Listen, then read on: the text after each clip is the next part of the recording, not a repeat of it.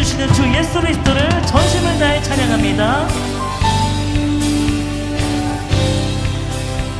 주의 선하심과 주의 선하심과 신실함을 담기 원해.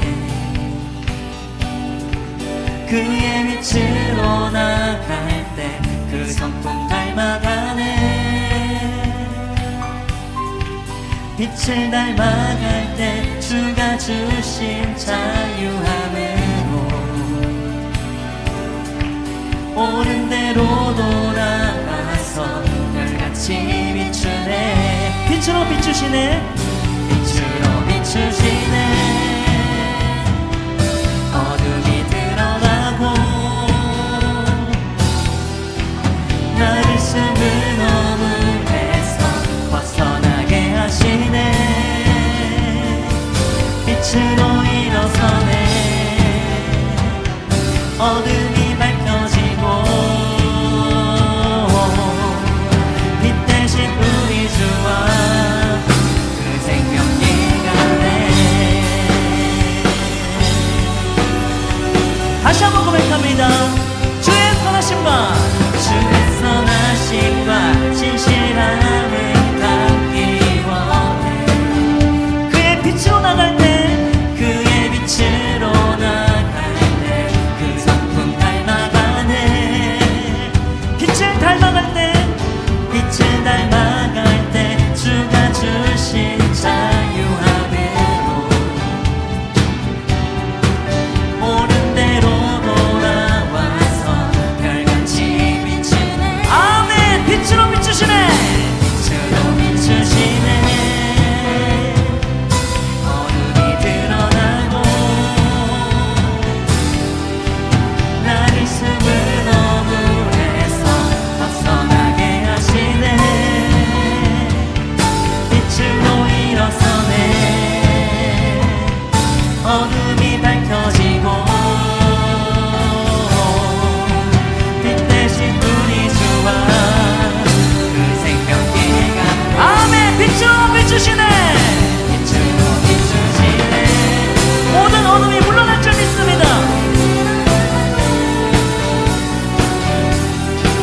나를 숨은 어둠에서 벗어나게 하시네. 빛으로 일어서네. 어둠이 밝혀지고 빛 대신 우리 주와 그 생명이 가네.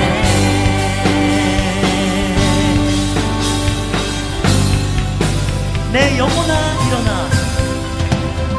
내 영혼아 일어나 주의 빛 발하라.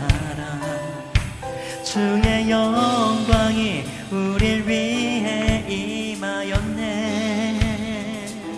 내 영혼아 내 영혼아 일어나 주의 빛 발하라. 주의 영광이 우릴 위해 임하였네. 내 영혼아 일어나. 내 영혼아 일어나 주의 빛 발하라. 주의 영광이 우릴 위해 임하였네. 일어나. 내 영혼아 일어나 주의 빛 발하라. 주의 영광이 우릴 위해 임하였네. 비추시네. 어둠이 드러나고 나를 숨은 허물에서 벗어나게 하시네. 빛으로 일어서네. 어둠이 밝혀지고 빛 대신 우리 주와 그 생명기가. 빛으로 비추시네. 빛으로 비추시네. 어둠이 드러나고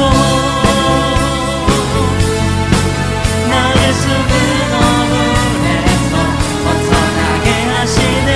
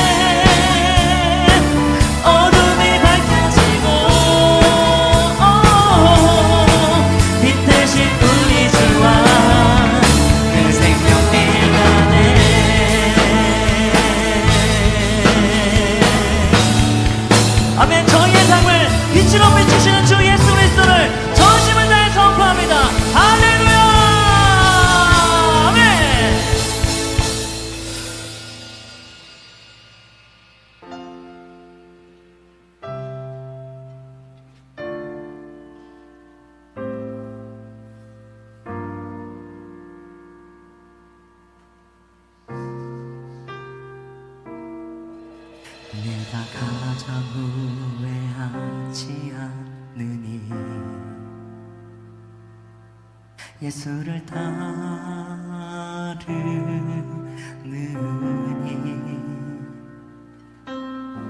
내 금을 버리고 내 사랑들 위로하고 나를 부르신 주님과 동행하느니 나의 평생에 소원하느니 예수를 닮아가느니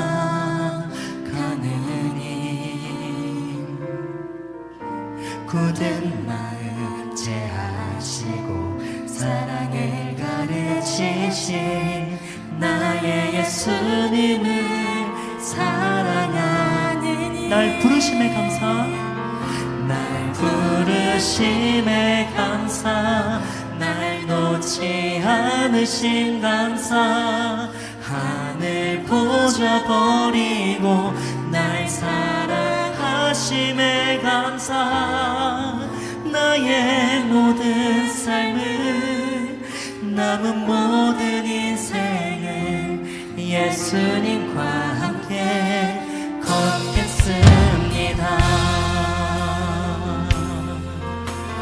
내가 가장 후회하지 않느니 내가 가장 후회하지 않느니 예수를 따르느니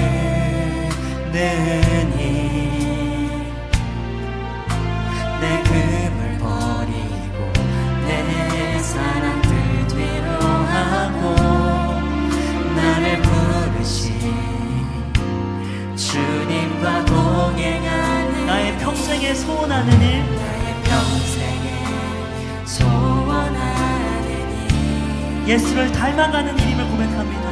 예수를 닮아가는 일 굳은 마음 제하시고 사랑을 가르치신 나의 예수님을 사랑하는 날 부르심에 감사 날 부르심에 감사 날 놓지 않으신 감사 하늘 보좌 버리고 날 사랑하심에 감사 나의 모든 삶을 남은 모든 인생을 예수님과 함께 날 부르심에 그 심에 감사 날 놓지 않으신 감사 하늘 보좌 버리고 날 사랑하심에 감사 나의 모든 삶을 남은 모든 인생을 예수님과 함께 아멘.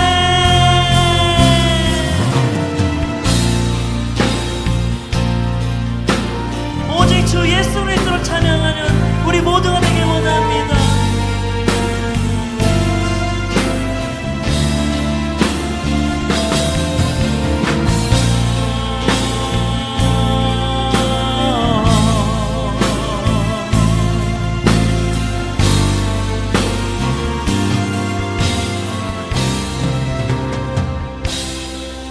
네가 나를 사랑하느냐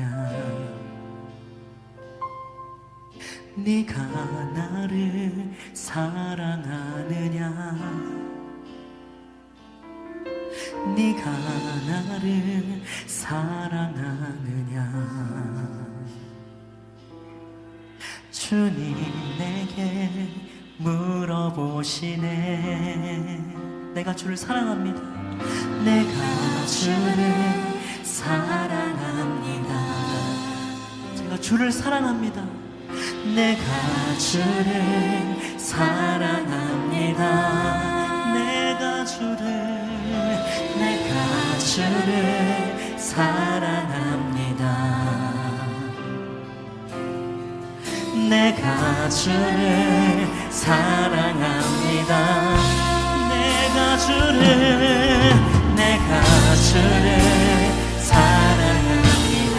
이러한 고백이 우리 삶의 고백이 되길 원합니다. 내가 주를 사랑합니다. 내가 주를 저희의 사랑을 주 예수 그리스도가 아시길 원합니다. 내 사랑을 주가 아십니다.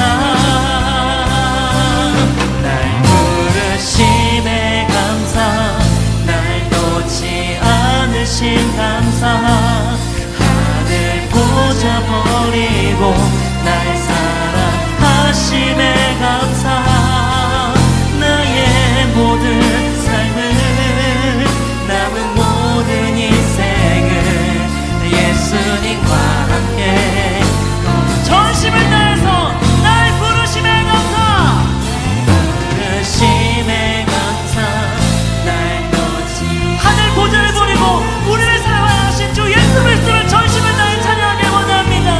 날 사랑하심에 감사, 나의 모든 삶을 남은 모든 인생을 예수님과 전심을 다해서 날 부르심에 감사, 날 부르심에 감사, 날 놓지 않으신 감사, 하늘 보좌 버리고 날 사랑하심에 감사, 나의 모든 삶을 남은 모든 인생을 예수님과 함께 예수님과 함께 걷겠습니다. 예수님과 함께 주 예수 그리스도와 함께하는 우리가 되길 원합니다. 예수님과 함께 걷겠습니다.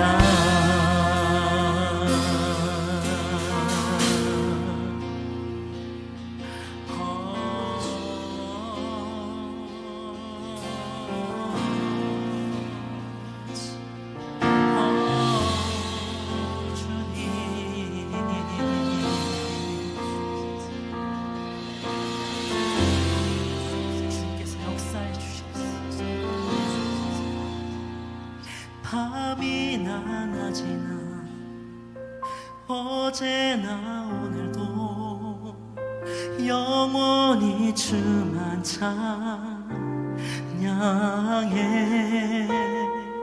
괴롭고 슬플 때 낭망하여 넘어져도 언제나 주만 찬양하겠네. 밤이나 낮이나 밤이나 낮이나 어제나 오늘도 영원히 주만 찬양해. 괴롭고 슬플 때 낭망하여 넘어져도 언제나 주만 찬양하겠네.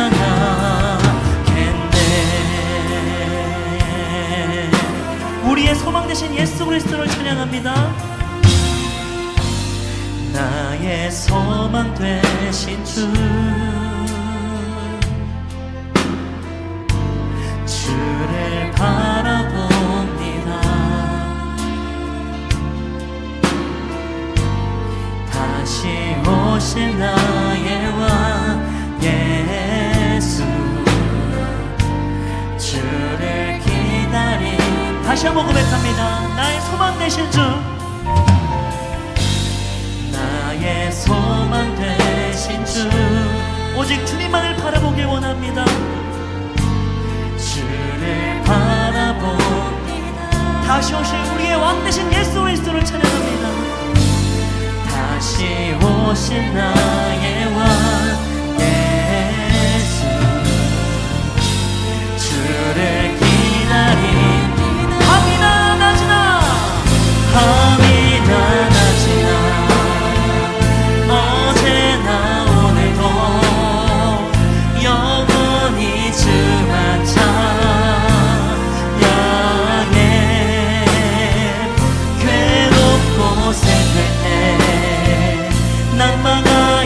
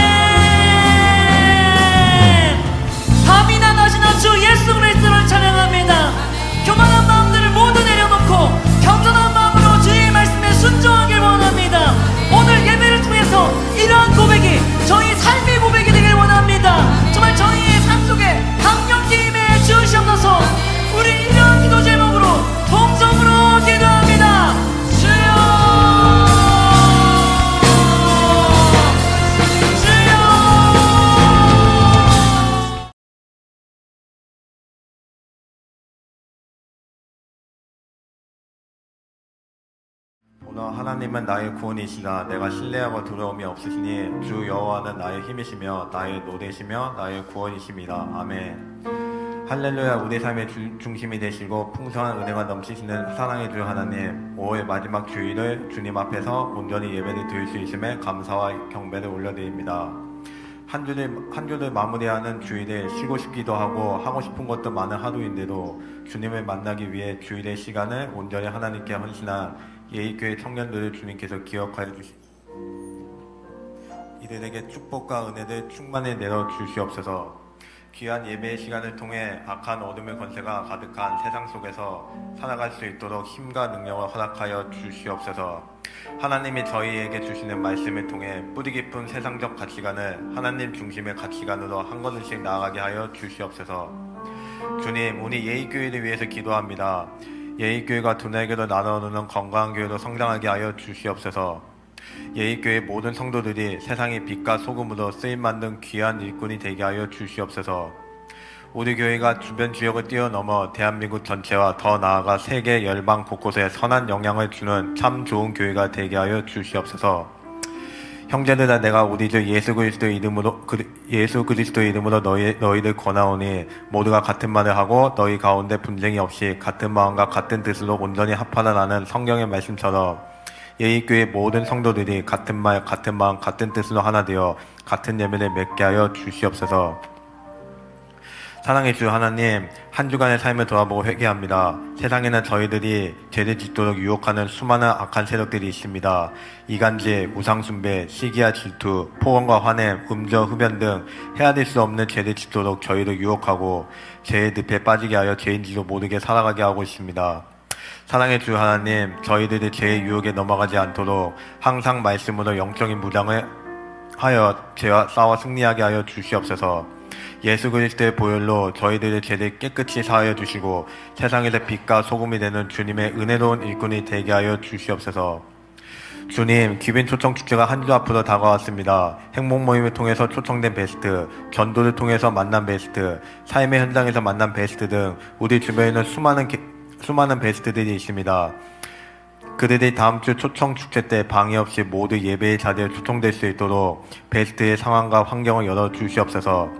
남은 한 주 동안 전도의 현장에서 예비된 영혼들을 만날 수 있도록 상황과 환경을 열어주시고 예의교회 모든 성도들이 열정, 기쁨, 감사로 사명 감당하며 이번 귀빈 초청 축제 때 좋은 예배를 맺게 하여 주시옵소서. 주님, 나라와 민족을 위해서 기도합니다. 국내외적인 영향으로 나라의 경제가 어려워지고 불안정한 물가로 사람들의 삶은 고민과 걱정으로 많아지고 있습니다. 이러한 어려운 상황일수록 저희들의 힘으로 해결하기보다는 모든 것을 주님께 맡겨드립니다. 주님께서 하루속히 나라의 경제와 물가가 안정될 수 있도록 하여 주시옵소서. 나라의 지도자를 선출하는 대선이 얼마 남지 않았습니다. 하나님을 두려워하고 국론을 둘로 분열시키지 않고 나라를 올바른 길로 이끌어가고 나라의 평화와 서민들의 삶에 안정할 수 있는 좋은 일꾼이 선출될 수 있도록 하여 주시옵소서. 선교사를 위해서 기도합니다. 15호 선교사를 준비 중에 있습니다. 속기 선교사가 준비되어 예수 그리스도의 복음이 필요한 세계 곳곳으로 파송되게 하여 주시옵소서. 나가는 선교사, 보내는 선교사로 헌신하는 제자 삼는 세계 비전을 이루게 하여 주시고 150명의 선교사를 파송하는 도나에게 건강한 교회가 되게 하여 주시옵소서. 말씀 잘하신 담임 목사님 위해서 기도합니다. 여러 가지 어려운 상황에서도 담임 목사님의 마음과 생각을 지켜주시고 넉넉히 주어진 사명을 감당할 수 있도록 영적인 강건함을 주시옵소서. 하나님의 말씀을 전할 수 있도록 능력을 주시고 도나에게 천업의 비전을 이룰 수 있도록 영역, 지력, 체력을 허락하여 주시옵소서. 목사님 가정에 풍성한 은혜가 넘치게 하여 주시고 많은 성도들이 본이 되는 가정이 되게 하여 주시옵소서. 예배의 시작과 끝이 하나님께 모두 맡겨드립니다. 예배를 통해 하나님께 찬양과 경배를 드리고 감사와 기쁨, 축복과 은혜가 넘쳐날 수 있도록 하여 주시옵소서.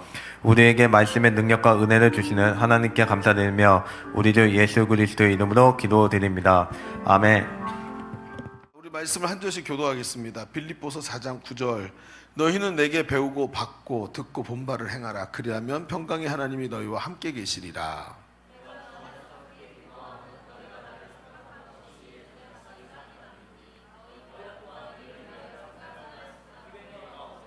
내가 궁핍함으로 말하는 것이 아니니라. 어떠한 형편에서든지 나는 자족하기를 배웠노니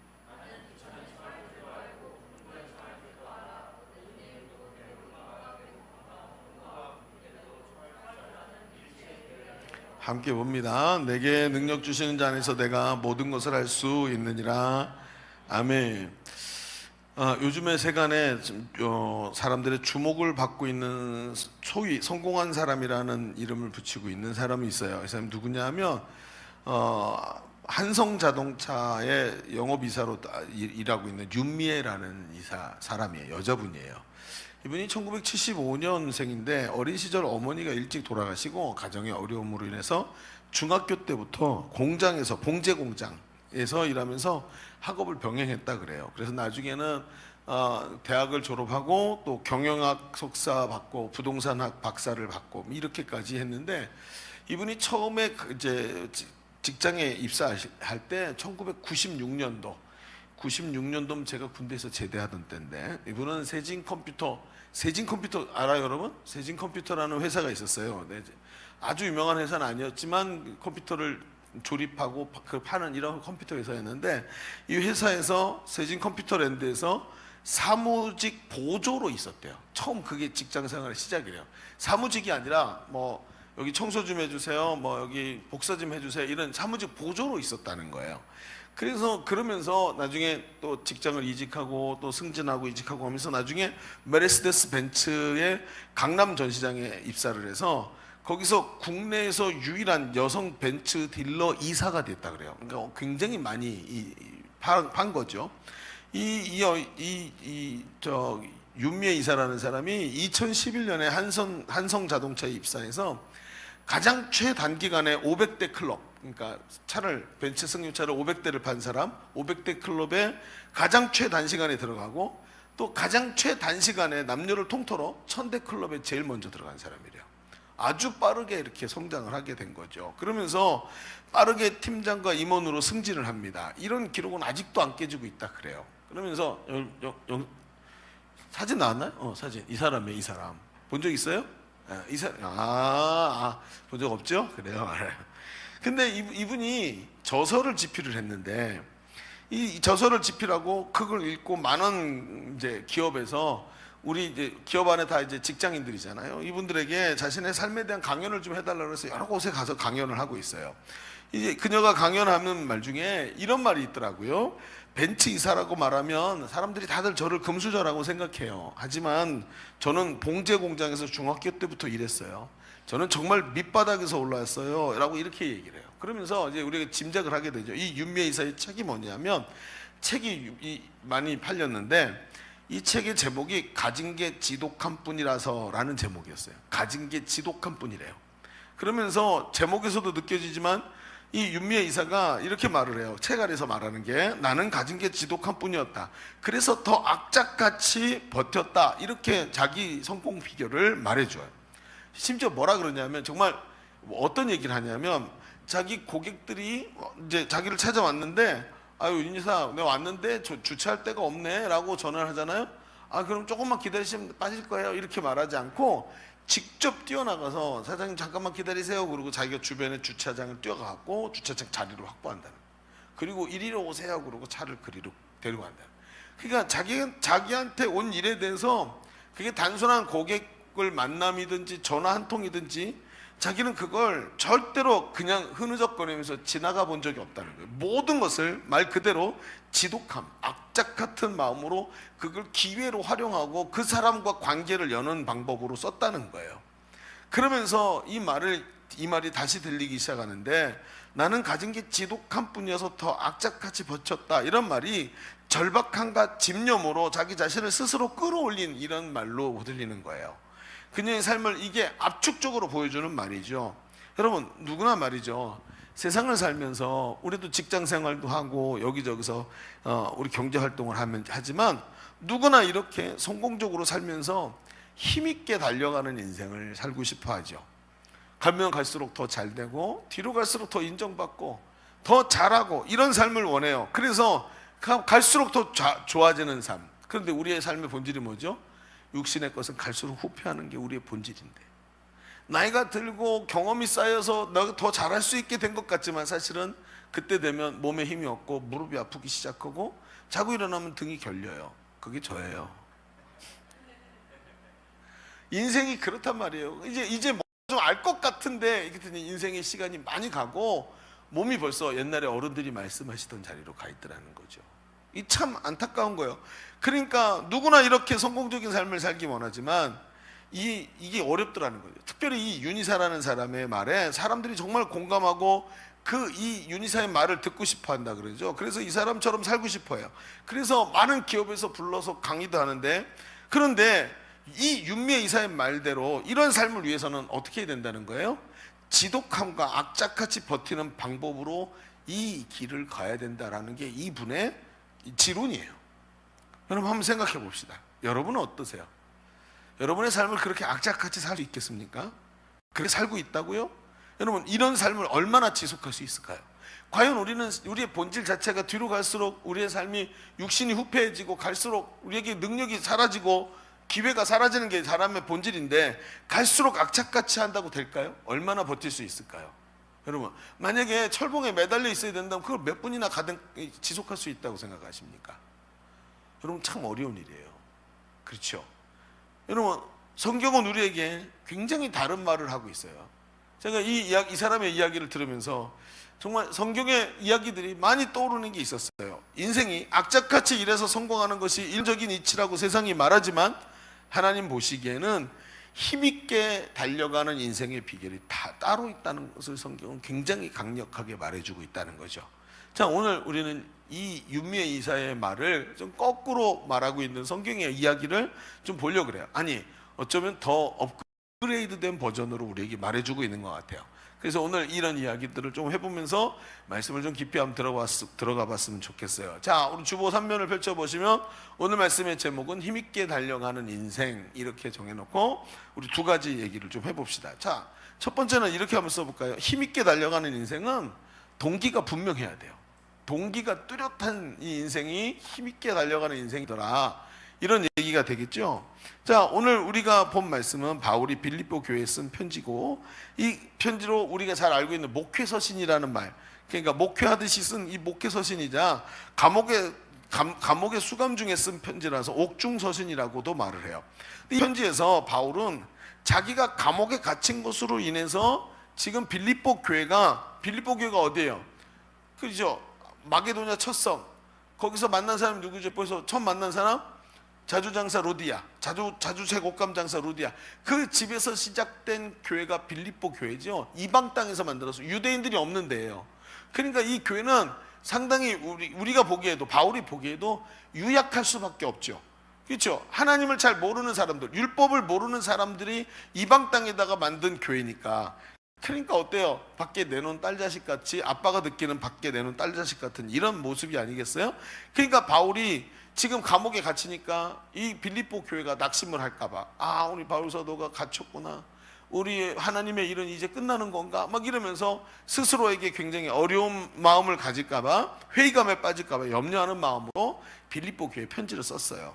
그런데 빌립보서를 가만히 읽어보면 이 빌립보 교회를 바라보는 바울의 마음은 절망이거나 아니면 우려나 염려라기보다는 오히려 소망이고 기쁨이 가득한 걸 보는 거예요. 도대체 바울이 뭘 받길래 이 빌립보 교회에다가 소망에 대한 이야기를 할까 하고 하는 것이, 그런 관점으로 보니까 몇 가지 이유가 보이는데, 그 첫 번째, 오늘 우리가 읽은 말씀에 나온 이 내용을 보면 이런 부분이 있어요. 빌립보 교회가 바울이 이 선교 사명을 감당할 때 빌립보 교회를 떠났겠죠. 떠나서 다른 곳으로 가서 복음을 전할 때 빌립보 교회가 바울의 선교 사명을 감당하는 일을 위해서 바울에게 헌금을 보냈었어요. 선교 헌금을. 그러니까 선교 헌금을 계속 후원했었는데 어떤 이유에서였는지 선교 헌금이 중간에 뚝 끊어졌어요. 그런데 바울이 감옥에 갇히고 나서 선교 헌금이 다시 오기 시작한 거예요. 이것을 보면서 바울이 이런 얘기예요. 10절을 볼까요? 자, 10절의 말씀을 읽어볼게요. 같이 읽어봅시다. 시작. 내가 주 안에서 크게 기뻐함은 너희가 나를 생각하던 것이 이제 다시 싹이 나미니 너희가 또한 이를 위하여 생각은 하였으나 기회가 없었느니라. 자, 빌립보 교회는 바울의 선교 사역을 위해 보냈던 헌금이 끊어졌었는데 왜 끊겼는지 모르겠는데 바울이 수감되고 고난을 당할 때 그 헌금을 다시 보냈다는 것을 바울이 뭐라고 표현했냐면 이제 다시 싹이 나미니. 그러니까 바울의 사역에 바울이 고난당하고 어려움 당하는 일에 동참하면서 바울의 선교 사역에 후원하는 것을 바울이 지금 기뻐한다고 얘기하는 거죠. 맞나요? 여러분 이거 기억나세요? 얼마 전에 한 6개월 전인가 제가 이 본문으로 설교했었어요. 기억나요? 기억이 안 나요. 제가 밥을 먹고 사는 거예요. 그래요. 그래요. 깰지어다. 여러분 잘 들어보세요. 오늘 제가 새로운 마음으로 또 같이 얘기 나눠봅시다. 바울이 분명히 그러면 바울이 기뻐하고 있는 게 빌립보 교회가 선교 헌금을 보냈기 때문이네. 막 궁핍하고 힘들었으니까 그 바울에게 선교 헌금 보낸 게 바울의 기쁨이 될 수 있겠네. 여러분 과연 그럴까요? 요즘에 금융치료라는 말이 있죠. 네. 지금 바울이 지금 금융치료 받은 거예요? 아니에요. 절대 그건 아닐 거란 말이죠. 그럼 뭘까요? 여러분 저는 이렇게 생각해요. 돈은 말이죠, 사람에게 꼭 필요한 거죠. 그래서 사람은 여러분 돈 그러면 돈이 선하지 않다고 생각하는데 그렇지 않아요. 돈은 굉장히 중립적인 겁니다. 그런데 그 돈에 매여서 돈의 노예가 되는 게 문제지요.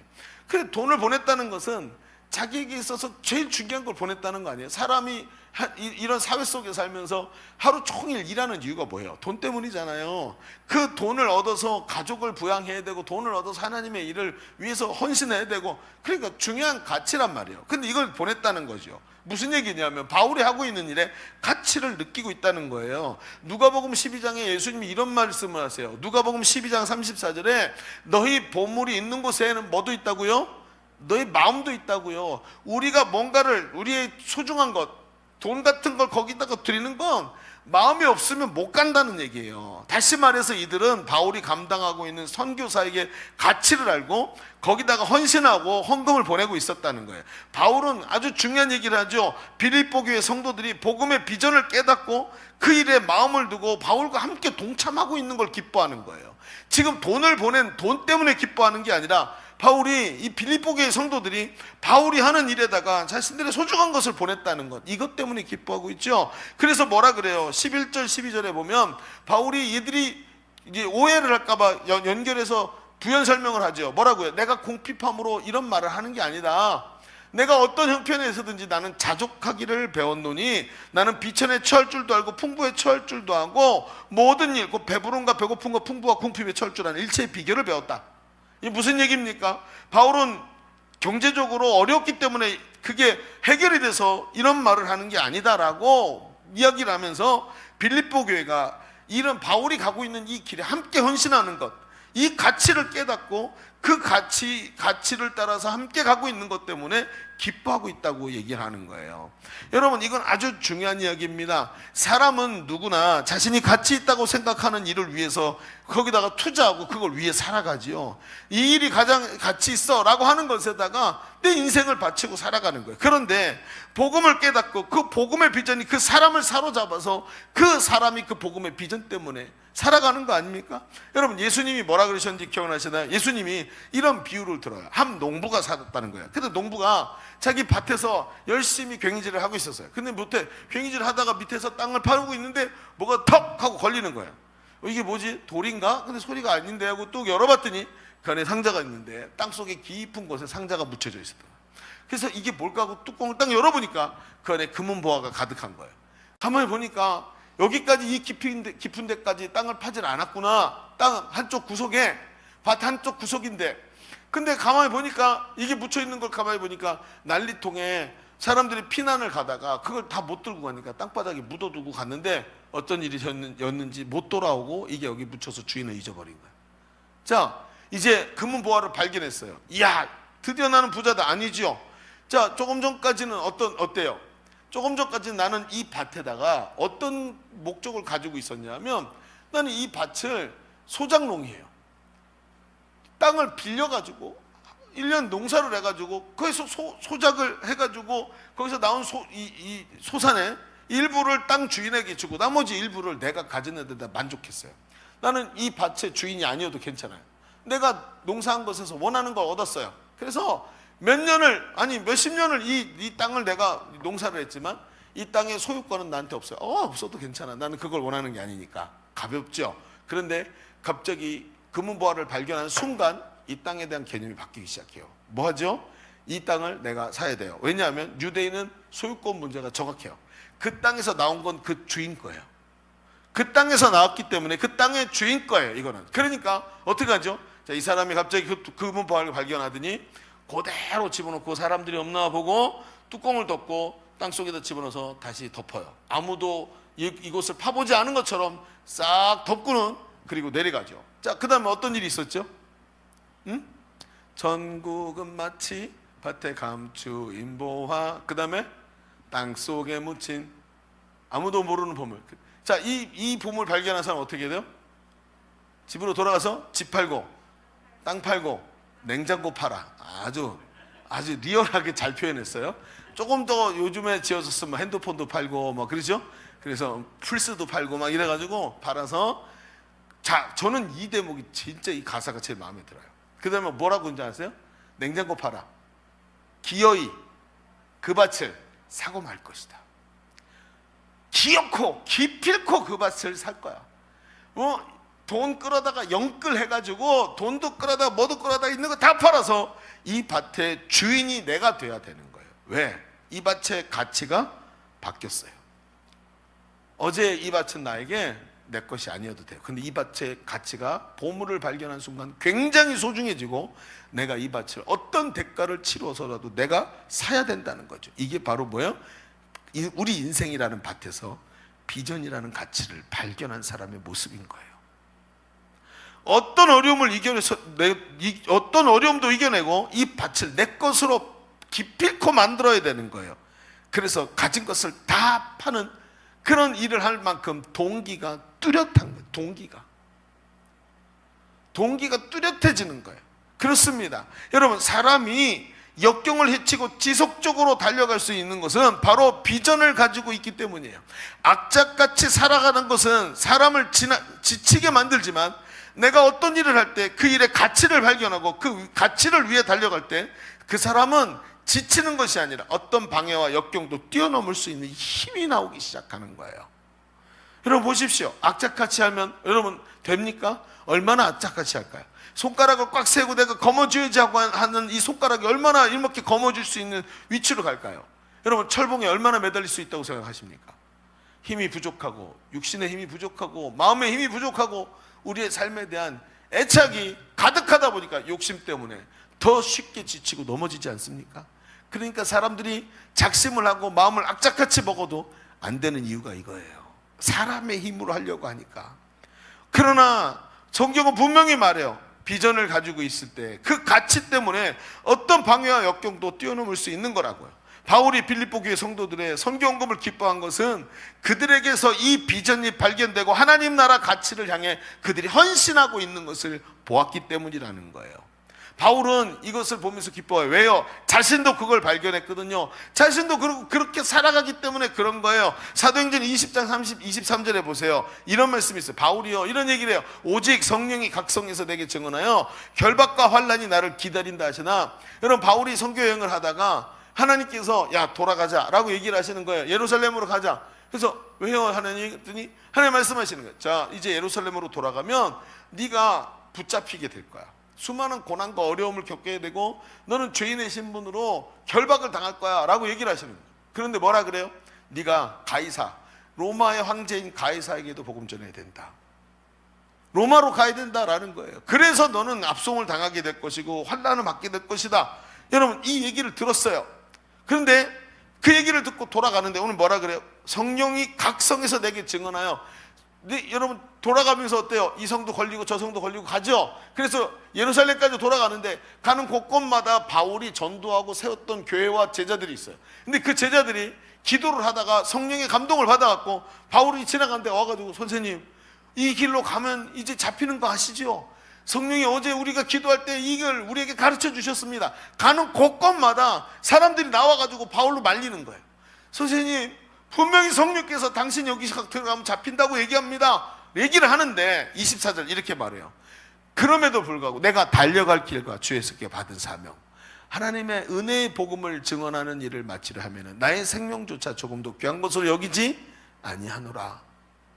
바울은 자신의 인생에 주신 복음의 비전과 동기가 얼마나 분명했는지, 앞으로 돌아갈 예루살렘에서 결박과 환란이 자신을 기다리는 걸 분명히 알고 있지만 그럼에도 불구하고 자신이 받은 사명, 즉 예수님의 이 비전을 성취하고 하나님이 기뻐하시는 이 일을 완수하기 위해 생명조차 조금도 귀한 것을 여기지 않는다고 말하는, 그는 예수님의 꿈이, 하나님의 꿈이 자신의 인생을 통해 이루어져야 될 비전이 된 사람이었다는 거예요.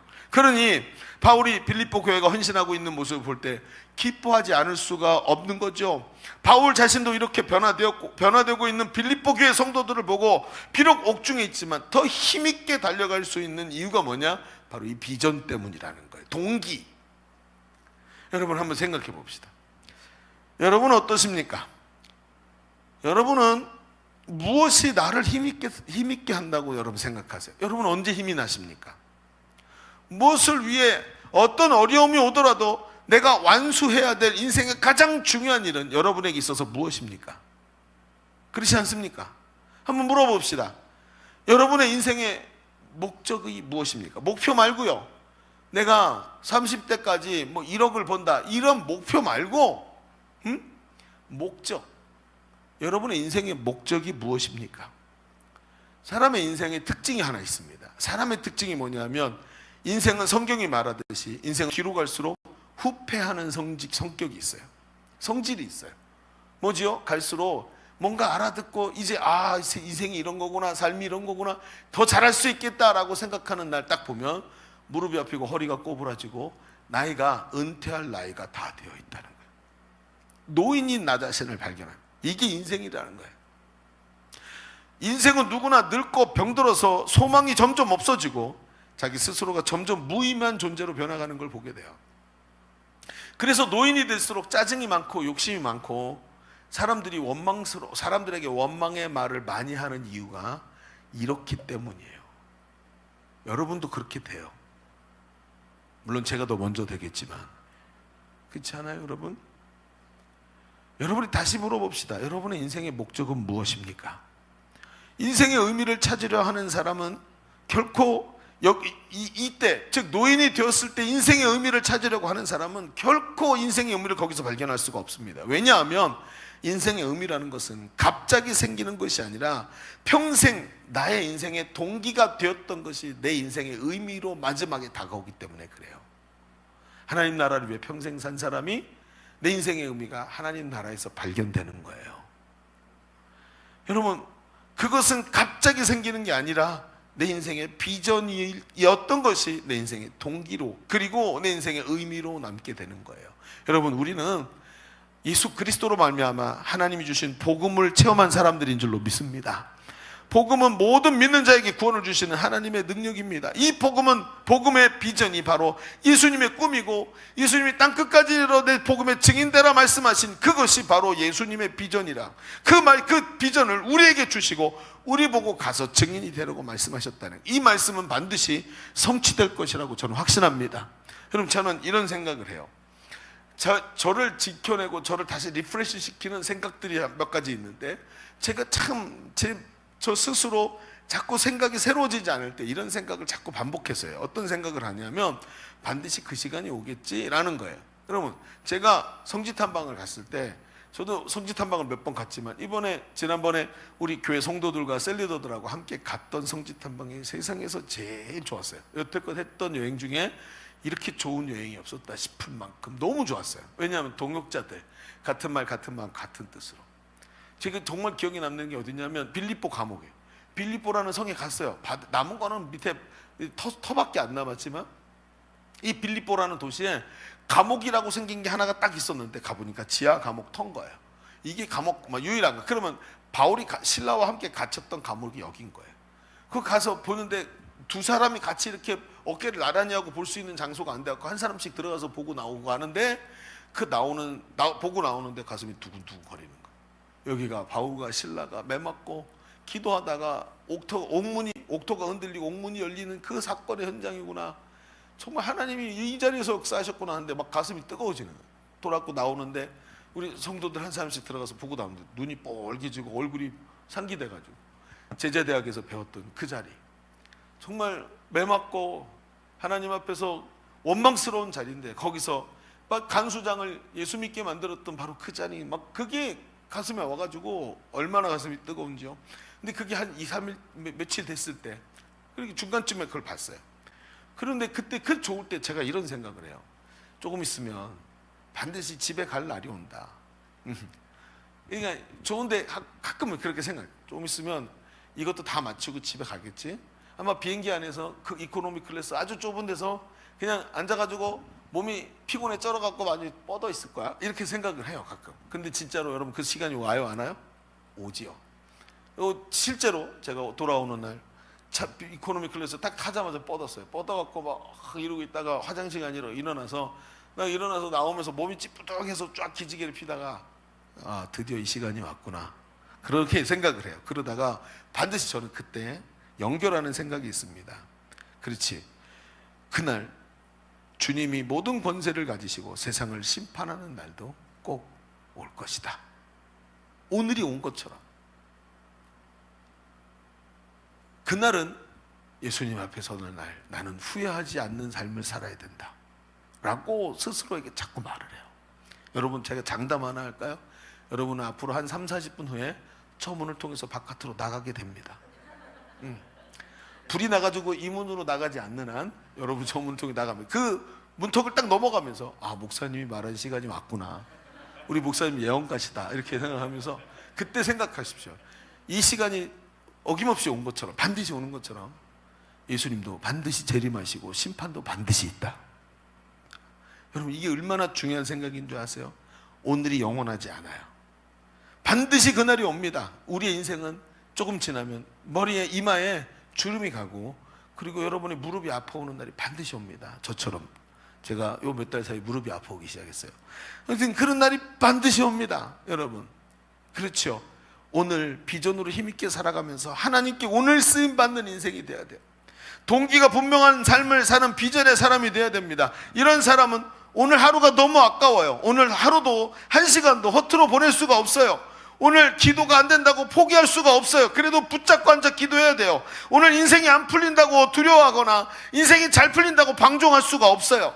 오늘 세상의 트렌드가 이렇다고 이거 따라가고, 오늘 세상의 트렌드가 저렇다고 저길 따라가지 않아요. 오늘 내가 가야 할 길은 뚜렷한 거예요. 오늘 내가 사람들에게 상처받았다고 슬퍼하거나 주저앉아 있을 시간이 없는 거예요.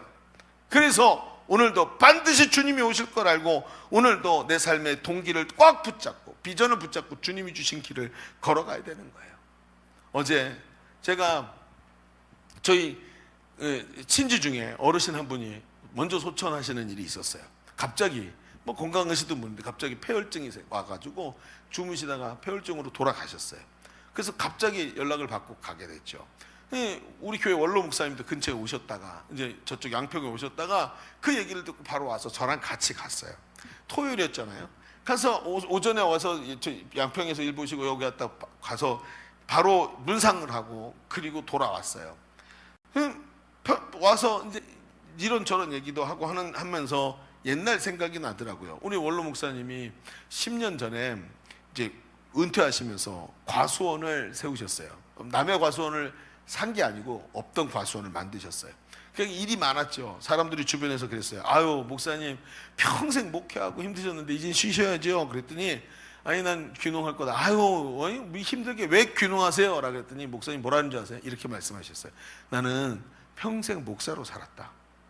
나는 돈 벌거나 열심히 내가 무엇을 한 게 아니고 하나님의 일을 하고 교회가 나의 생활을 책임져 줘서 난 교회가 주는 거를 먹고 살았다. 그런데 이제 하나님께서 나를 놓아주시니 살짝 놔주시고 이제 시간을 주셨으니까 난 이제 목사로 살지 않고 내가 돈을 벌려고 한다. 왜요? 내가 내 마음껏 헌금하고 내 마음껏 이웃을 돌보고 내 마음껏 선교하고 싶어서 돈 벌고 싶다. 그래서 귀농하신다는. 지금도 크리스마스 때가 되잖아요. 그 산골에, 봉화 산골에 사람들이 예수 안 믿는 사람들이 너무 많아요. 그래서 크리스마스 때 과자 봉지를 수백 개 만들어 가지고 동네 사람들에게 돌려요. 이 메리 크리스마스, 이 말을 들어보지도 못한 사람들이 아직도 있다는. 선교할 때 그 사람들한테 성탄절이 뭔지 설명하면서 선물을 갖다 주고. 여러분, 지금도 여러분 우리 교회에서 무슨 일을 하잖아요? 그럼 특별 헌금 명단에 원로 목사님 이름이 빠지지가 않아요. 이번에 이거 리모델링한 헌금에도 원로 목사님 이름은 절대로 빠지지 않아요. 여러분, 지금도 우리 교회에서 선교사만 보내면 선교사 후원하는 이름에 제일 앞쪽에 가장 금액이 높은 부분에 원로 목사님 이름이 있어요. 무슨 얘기인지 아시겠습니까?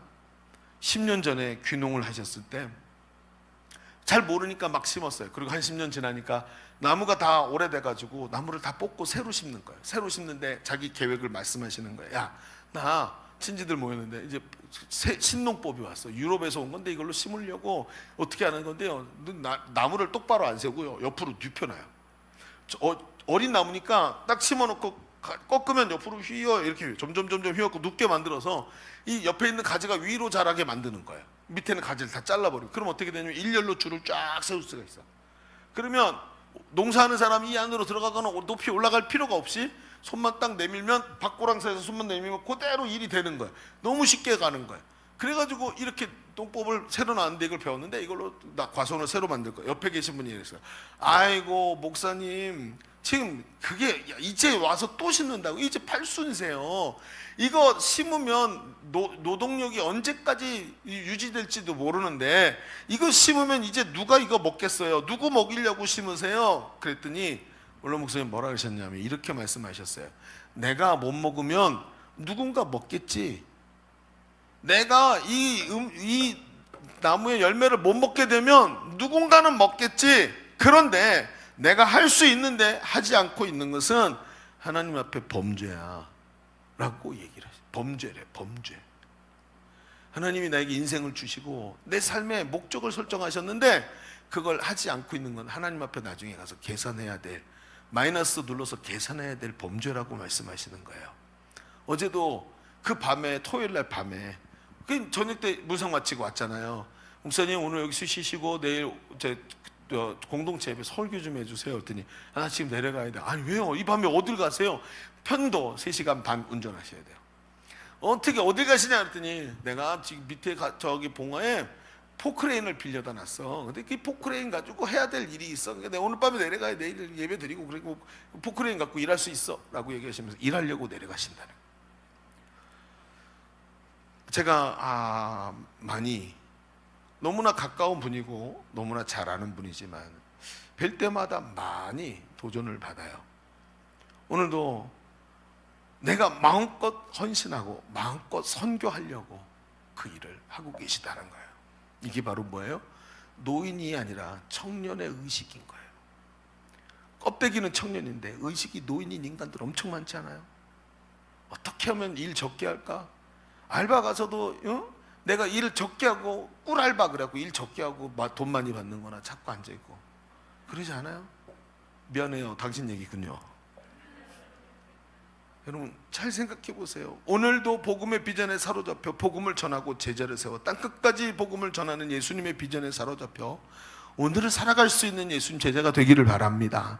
마지막까지 하나님 앞에서 힘있게 달려가는 인생이 되어야 되지 않겠습니까? 중요한 게 뭐죠?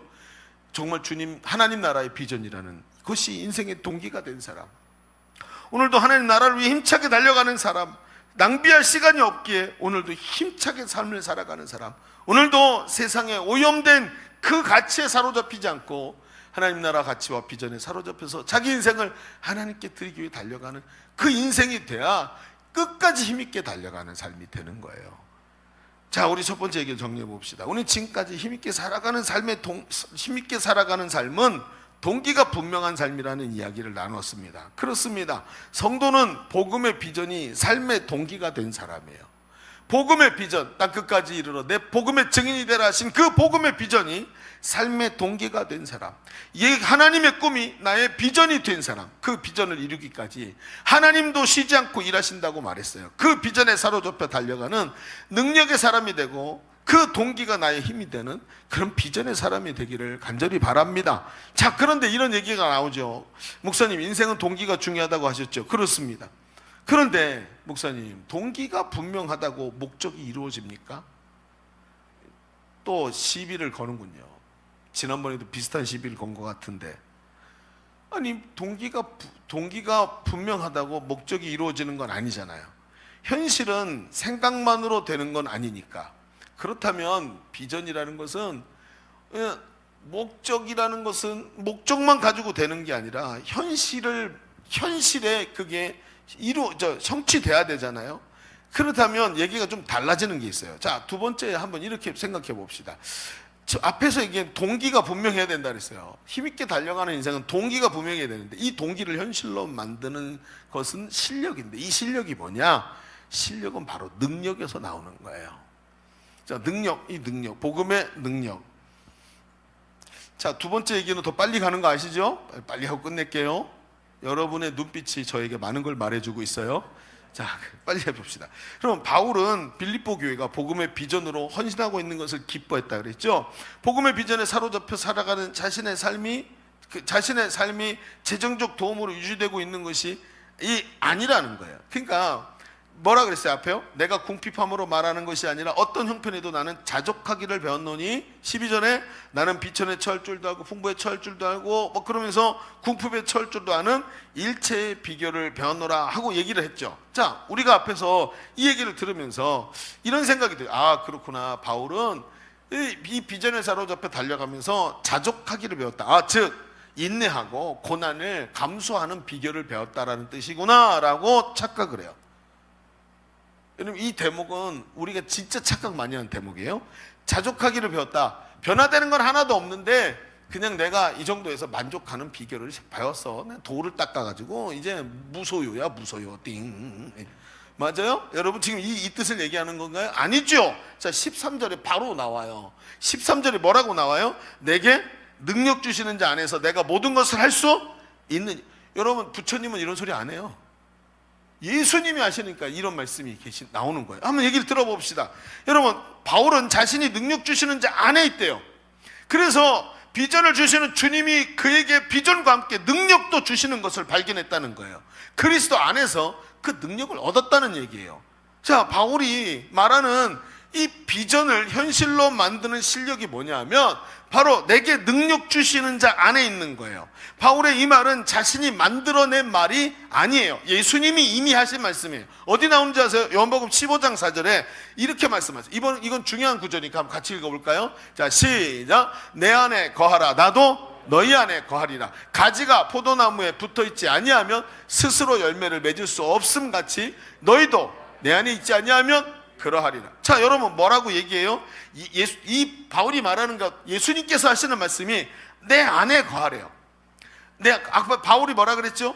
내게 능력 주시는 자 안에서 내가 할 수 있다 그랬죠. 근데 예수님이 먼저 말씀하셨어요. 내 안에 거하라. 바울이 이 얘기를 하고 있는 거죠.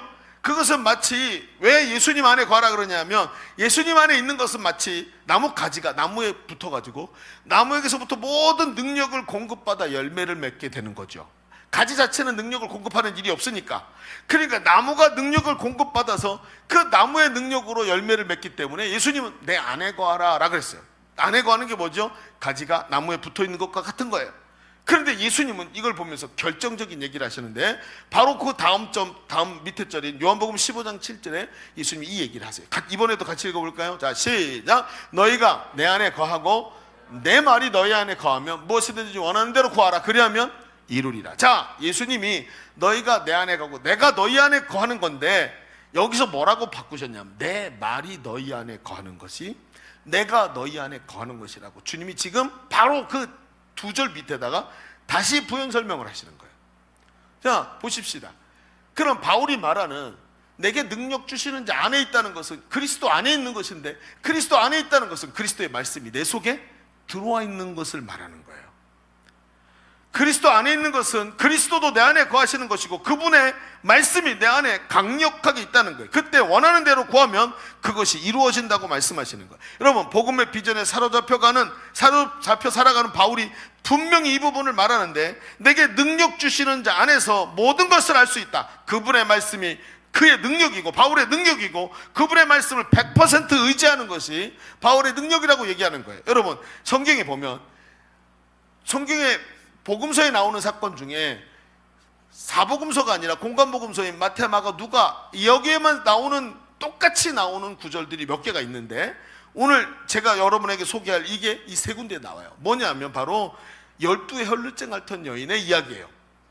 여러분, 어떤 여인이 살았는데 혈루증이라는 병에 걸렸어요. 구멍이라고 생긴 데서 다 피가 흐르는 거예요. 여인이 하혈도 해요. 그런데 율법에 여인이 하혈을 하면 부정해져요. 그래갖고 사람들과 가까이 가면 안 돼요. 특히 부부관계 맺을 수 없어요. 그러니까 이게 여인을 보호하고자 하는 차원이었지만 혈루증을 앓게 되면 그다음부터 이게 저주가 돼버리는 거죠. 자, 이 여인은 어떤 방법으로도 치유가 안 됐어요. 그런데 어느 날 예수님의 말씀을 듣다가 예수님이, 하나님이 자기에게 보내주신 메시아 구원자라는 것이 깨달아지기 시작해요. 점점 믿음이 생기는데 저분이 나를 구원하시고 내 병을 고치실 분이다 라고 생각이 들기 시작하고 믿음이 그 속에 들어가기 시작해요. 그리고 이런 생각이 듭니다. 저 예수님의 옷자락만 만져도 하나님의 능력이 나를 치유할 것이다. 나는 저분에게 나갈 수 있는 방법이 없어. 나는 부정한 상태이고 사람들 사이에 들어가면 안 되기 때문에 저분을 만날 수 있는 방법이 없는데 내가 몰래라도 저분을 뒤에 가서 옷자락만 살짝 탁 만져도 그 능력이 너무 크시니까 나를 치유하실 거다라고 완전히 믿게 돼요. 어떻게 믿게 되면 100% 믿게 되는 거예요.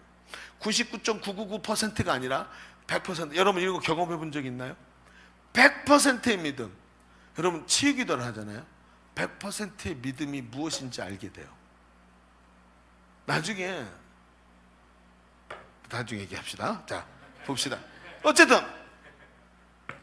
그리고는 이걸 믿음대로 실행에 옮기죠. 혈루증 여인이 예수님께 갑니다. 가까이 가는데 사람들이 얼마나 예수님 근처에 많이 모였는지 제자들이 사람들이 밀치고 하면서 예수님이 막 힘겹게 걸어가는데 사람들이 갈 수 없으니까 온몸을 꽁꽁 싸매고 갖고 막 비집고 들어갔고 빨리서 예수님의 옷자락을 탁 만진 거죠.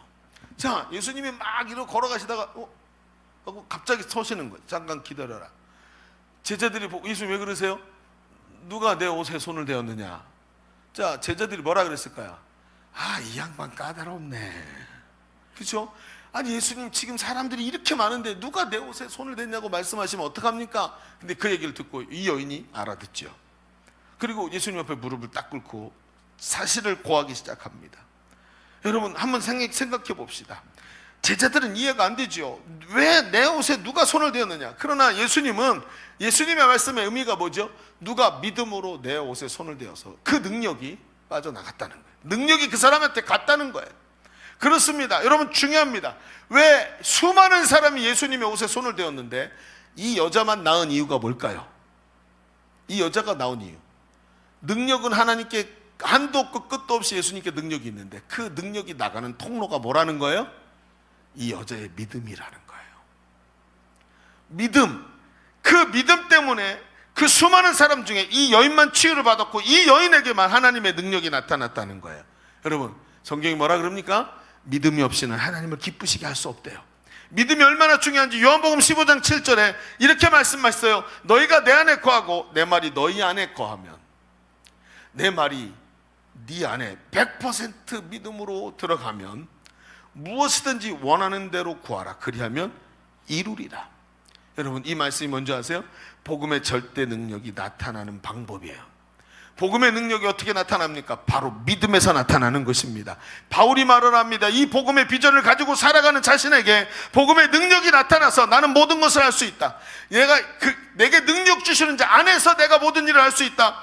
정말 이 복음의 능력이 나타나는 주 예수 그리스도의 말씀을 내가 100% 믿고 신뢰할 때 내가 그의 능력으로 모든 것을 할 수 있다.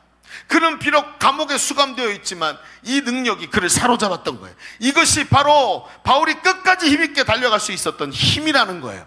그러니까 복음의 능력이 그를 사로잡고 그 능력이 그가 갖고 있던 비전이, 그가 갖고 있던 동기가 머릿속에만 머무는 게 아니라 현실 세계를 뒤집어 엎는 힘이 되도록 만들었다는 거예요. 오늘도 성도의 삶은 말이죠, 복음의 비전에 사로잡혀 복음의 절대 능력으로 살아가는 삶입니다. 하나님 아버지께 믿음으로 기도하면 아버지가 내가 구한 것보다 더 크게 응답하시는 것을 경험합니다. 그렇습니다. 기도 응답으로 삽니다. 때로는 상상하지도 못한 방법으로 하나님 응답하시지 않습니까? 때로는 작은 신음소리밖에 내지 못했는데도 하나님 아버지가 아시고 우리는 채우시는 것을 경험합니다. 그게 뭡니까? 바로 믿음의 기도입니다. 야고보서 1장 6절에 말합니다. 오직 믿음으로 구하고 조금도 의심하지 말라. 의심하는 자는 마치 바람에 밀려 요동하는 바닷물결 같으니 의심하지 말랍니다. 오직 믿음으로 구하랍니다.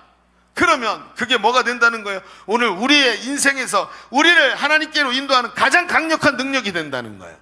여러분, 제가 한 번은 말이죠, 제가 열었던 중년 남성 행복 모임이 있었습니다. 여러분, 지금도 남성들 모임은 참 어렵습니다. 지금은 진짜 감사한 게 이 중년 남성들이 중에도 셀리더들이 많이 나오셔가지고 참 귀하게 이렇게 사역을 잘 하고 계시는데, 그때는 남성 셀리더가 저밖에 없었어요. 제가 스스로 저를 셀리더로 임명했기 때문에.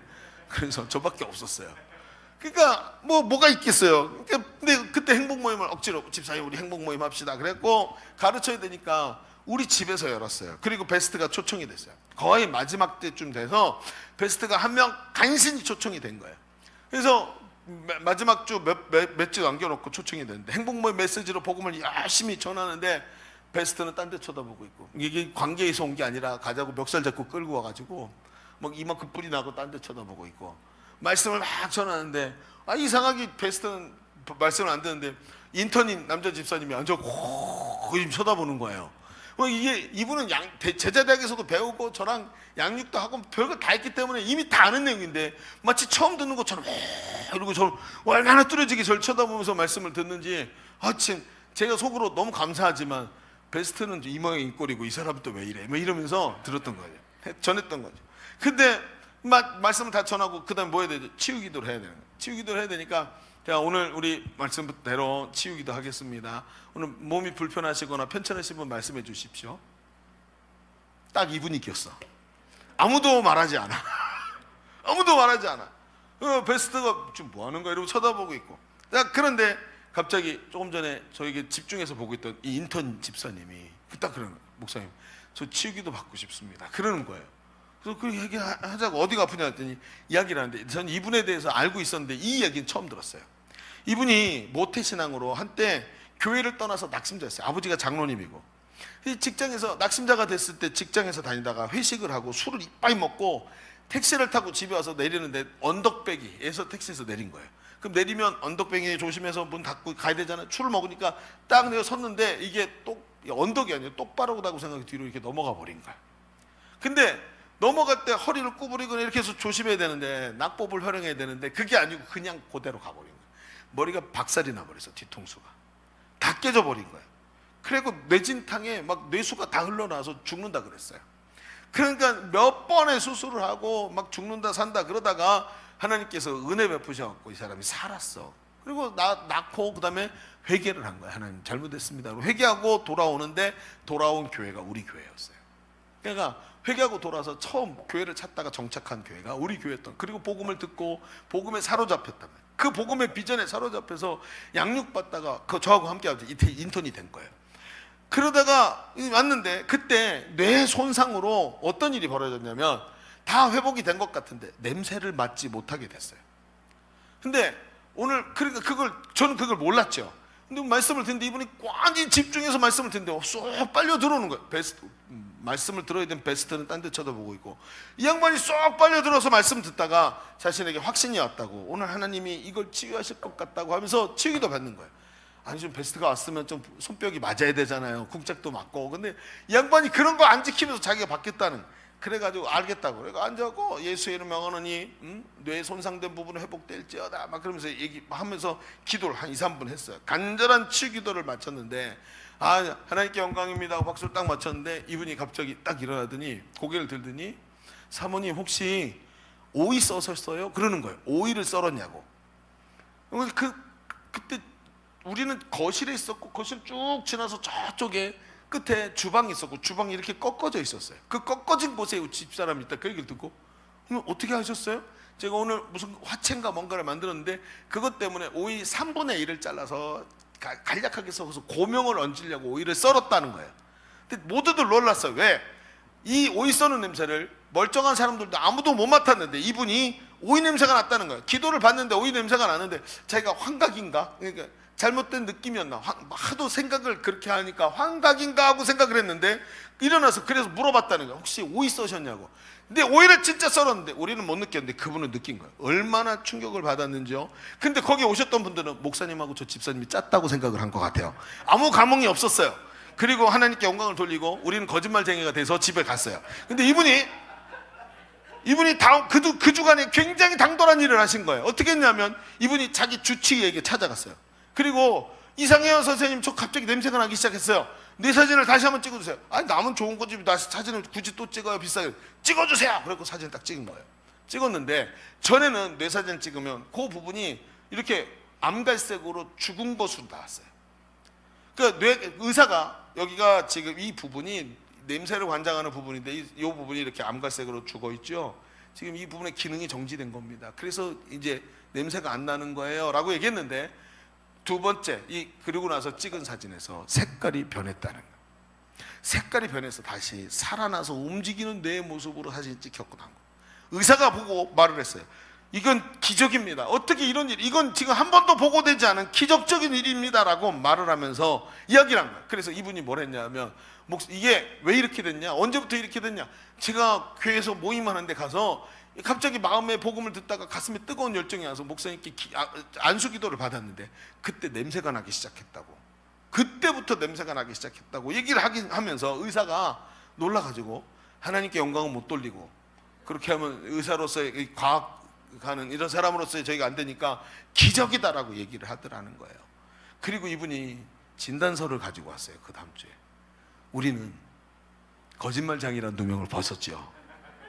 기가 막힌 거예요. 저도 하나님께서 지금은 모르겠어요. 해봐야 되는데 지금은 어쨌든 이런 이 시대에 이걸 왜 주셨냐고 봤더니 저한테 너무나도 명확한 이 결과물들을 보여주시면서 하나님이 일하고 계시다라는 것을 보여주는 계기가 됐어요.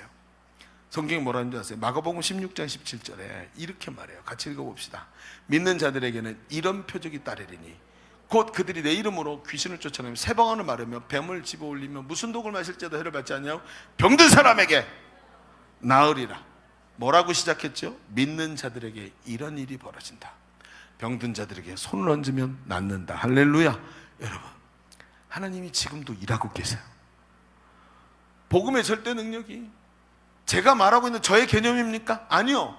여러분, 2000년 전에 성경에만 나타나고 있는 일입니까? 아니요. 하나님은 믿는 자들에게 이런 역사가 일어난다고 지금도 우리에게 말씀하고 계시는 거예요. 믿음이 능력입니다. 믿는 자에게 능치 못함이 없는 것입니다. 내게 능력 주시는 자 안에서 그분의 말씀이 내 안에 100%로 거할 때 우리에게 이 말씀의 능력이 복음의 능력이 돼서 나타나고 있다는 것입니다. 제가 여러분에게 자주 말하죠. 저는 주일날 저녁 때 청소하기 바쁘다고. 주일날 여러분이 예배 시간에 받은 말씀의 은혜를 밖으로 나가면서 예배당 문 앞에다가 던져놓고 집으로 안 가져가기 때문에 그거 치우기 바쁘다고. 여러분, 왜 믿지 않습니까? 목사님 어떻게 해서 내가 믿는지 안 믿는지 그렇게 안 살고 있잖아요. 믿는 자는 기도의 자리를 소홀히 여기지 않습니다. 하나님의 말씀이 오늘 여러분에게 전달됐으면 말씀대로 사는 것이 믿음입니다. 내가 오늘 회개했다면 그 말씀에 회개할 말씀을 내가 정확하게 내가 연약해서 지키지 못하더라도 하려고 노력하고 손바닥이라고도 적어가서 그 말씀대로 하려고 노력을 해야 되는 것입니다. 오늘 우리의 삶을 가만히 들여다보십시오. 하나님은 살아계시지만 오늘 우리에게 믿음이 없고 우리 심령에 하나님 앞에서 무엇인가 걸려가지고 하나님 앞에 삐져가지고 입이 대빨이나 주둥이가 튀어나와 있는 모습으로 서 있는 것, 여러분 그게 저와 여러분의 모습 아닙니까? 왜 증거를 도외시합니까? 만약에 여러분, 만약에 오늘 제가 했던 예언이 틀어지고 이 문을 나서기 전에 예수님 재림하신다면 여러분 어떻게 하시겠습니까? 저는 날마다 하나님 앞에 이런 가정을 합니다. 주님 그 시간이 꼭 오겠죠? 지금 얘네들이 설교를 안 듣고 딴짓하는데 이 설교를 빨리 끝나고 집에 가서 쉬고 제가 자켓을 벗는 순간이 오겠죠? 반드시 옵니다. 자켓을 벗습니다. 주님이 오시는 날도 이러하리라 그러면서 벗습니다. 반드시 오십니다. 반드시 오십니다. 그걸 믿고 오늘도 이 말씀을 99.999%가 아니라 100% 믿음으로 받아들일 때 내 말이 너희 안에 거하면 이라는 이 말씀 붙잡고 오늘도 그 능력으로 살아가는 사람이 비전의 사람인 거예요. 그 사람에게 주신 하나님의 인생에 주신 목표가 이 능력으로 성취되고 있는 것을 성경은 우리에게 그대로 보여주고 있는 것입니다.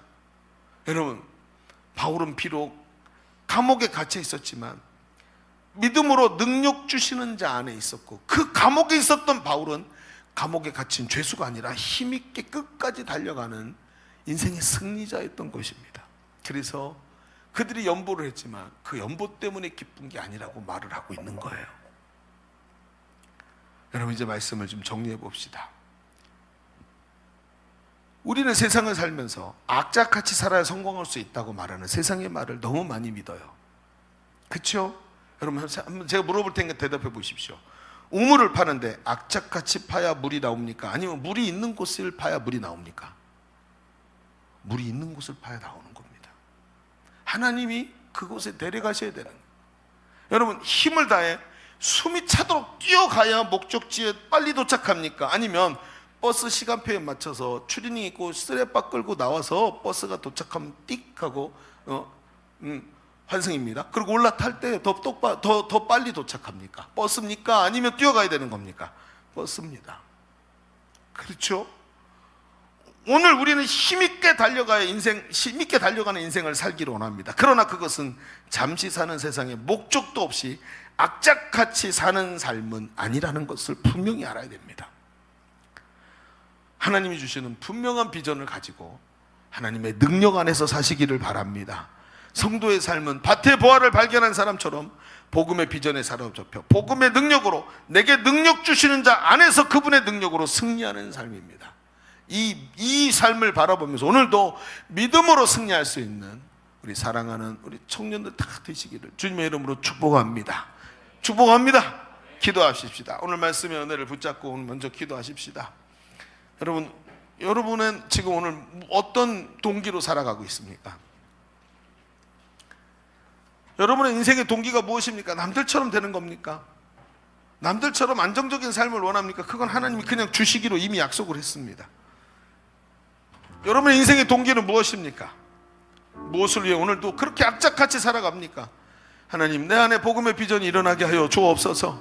하나님, 나라가 내 눈에 보이게 하여 주시옵시고, 세상에 헛되고 부질없는 것, 그저 잠깐 있다가 사라지는 하나님 안개 같은 것들을 바라보는 것이 아니라 하나님 복음의 비전이 분명해서 하나님께 쓰임받는 귀한 삶이 되게 하여 주옵소서. 오늘 말씀의 은혜를 붙잡고 주님 한번 외치고 우리 같이 기도합니다. 주여, 할렐루야, 할렐루야. 오늘도 하나님 이 말씀이 내 안에 살아 움직이기를 원합니다. 복음의 비전에 사로잡혀 가기를 원합니다. 잠깐 사는 인생, 내 안에 아버지 하나님 세상의 동기가 아니라 하나님 나라가 내 삶의 동기가 되기를 원합니다.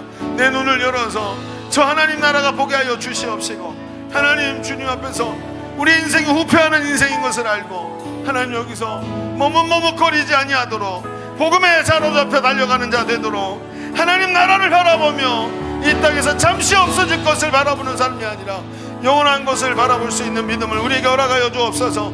하나님 비전에 사로잡히기 원합니다. 비전에 사로잡히기를 원합니다. 내게 능력 주시는 자 안에서 내가 모든 것을 할 수 있다고 말하면서 오늘도 비전에 사로잡혀 달려가기를 간절히 원합니다. 하나님 역사하여 주옵소서.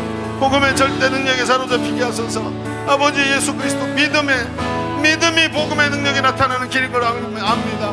복음의 능력에 사로잡혀 달려가게 하여 주옵소서. 오늘 아버지 역사하소서. 우리 다시 기도하십시다. 여러분 두 손을 하나님께 올려드리십시다. 하나님 내 손을 붙잡아 주옵소서. 복음의 절대 능력으로 하나님 달려가게 하여 주옵소서. 하나님 악착같이 살아가는 인생이 아니라 복음의 능력으로 승리하는 우리의 삶이 되게 하여 주옵소서. 우리 주님 한번 외치고 기도합니다. 주여, 할렐루야, 할렐루야. 아버지의 복음의 능력으로 살아가기를 원합니다. 악착같이 사는 삶이 아니라 두 손가락에 힘주고 악착같이 사는 삶이 아니라 복음의 절대 능력으로 우리의 삶에 도움이 되시고 능력이 되시는 하나님 앞에서 오늘 우리가 살아가는 인생인 줄로 믿습니다. 주여 역사하소서. 하나님 역사하소서. 아버지의 하나님 역사하소서. 하나님 인도하시기를 간절히 바라옵고 원합나이다. 할렐루야, 할렐루야, 할렐루야, 할렐루야. 아버지 하나님 복음의 능력으로 살아가게 하소서. 복음의 능력으로 살아가게 하여 주옵소서. 하나님 성령께 사로잡혀 오늘 달려가기를 원합니다. 하나님 말씀하여 주옵소서. 말씀하여 주옵소서. 성령으로 사로잡아 하나님 뱃속에 하여 주옵소서. 주님 함께 하시기를 간절히 원합니다. 하나님 오늘 우리는 이 땅에서 하나님의 일을 감당하며 오늘도 우리의 삶의 동기들을 하나님 앞에서 온전히 세우기를 간절히 원합니다. 하나님, 힘있게 달려가는 인생 되게 하여 주옵소서. 하나님, 손가락에 힘을 주고 악착같이 살아가는 인생이 아니라 하나님 나라 가치에 사로잡혀 성령의 능력으로 승리하는 삶이 되도록 하나님 역사하여 주옵소서. 오늘도 하나님 말씀을 개념으로 듣지 말고 현실로 들어서 우리의 삶을 바꿔가는 귀한 젊은이들의 삶이 되게 하여 주옵소서. 예수님의 이름으로 기도하옵나이다. 아멘. 우리 하나님께 감사와 영광을 올려드립니다. 아멘.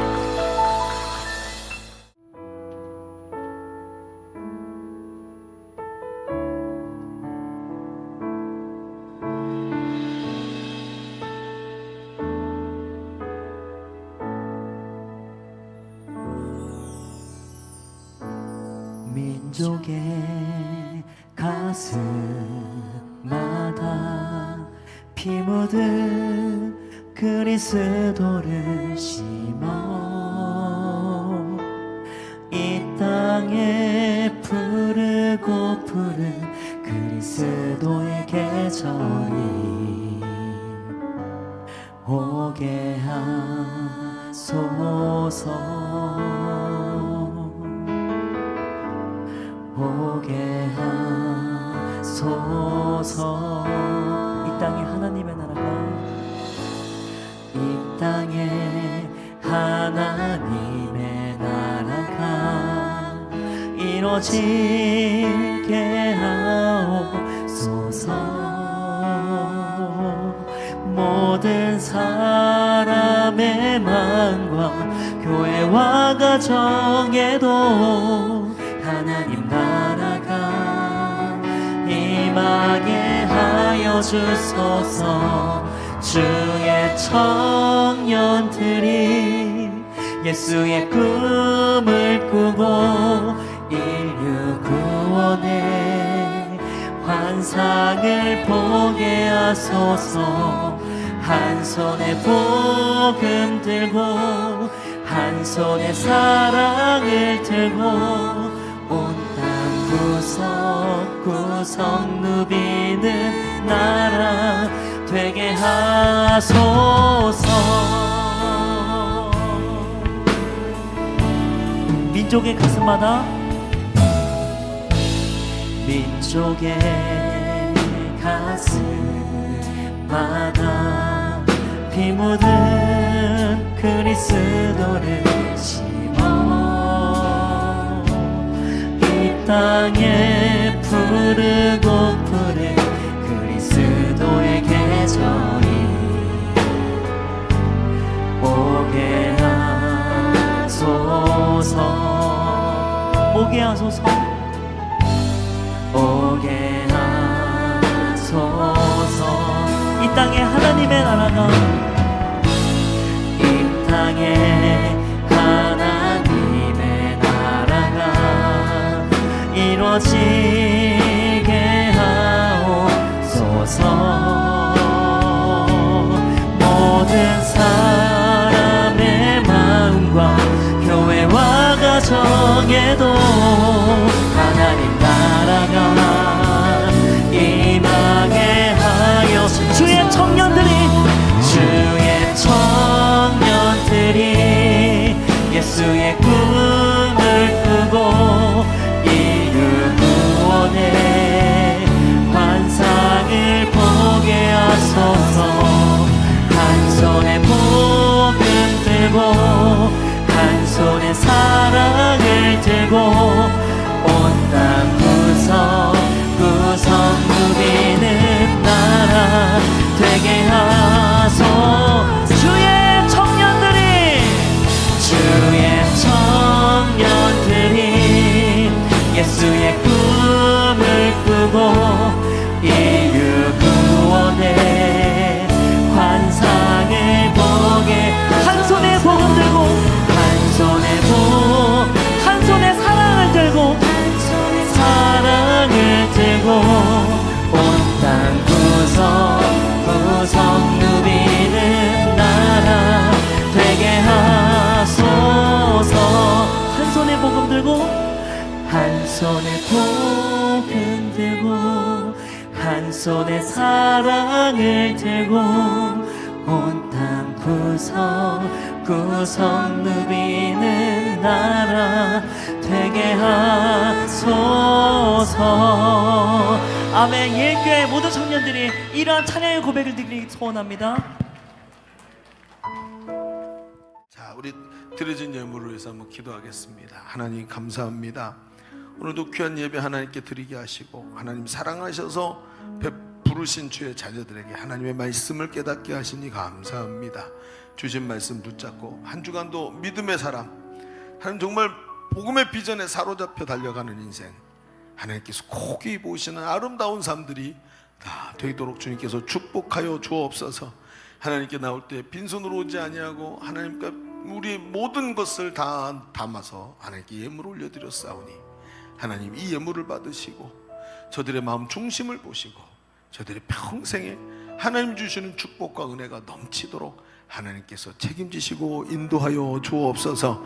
돌아가는 발걸음도 지켜주시고 한 주간도 주와 동행하며 말씀이 우리의 삶의 능력이 되는 한 주간의 삶이 되게 하여 주옵소서.